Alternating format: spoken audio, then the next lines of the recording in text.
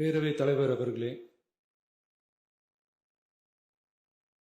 மக்களே மக்களுக்காக மக்களால் நடத்தும் ஆட்சி மக்களாட்சி என்றார் அமெரிக்க முன்னாள் குடியரசுத் தலைவர் திரு ஆப்ரஹாம் லிங்கன்.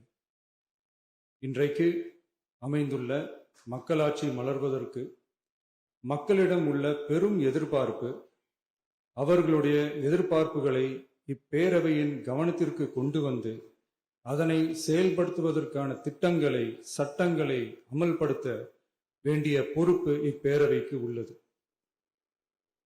அதிகமான மக்கள் அதிக நன்மைகளை இந்த ஆட்சி காலத்தில் நன்மை பெற்றுள்ளார்கள் என்கிற வகையில் நம்முடைய செயல்பாடுகள் அமைய வேண்டும். இங்கே அனைவரும் சமம்.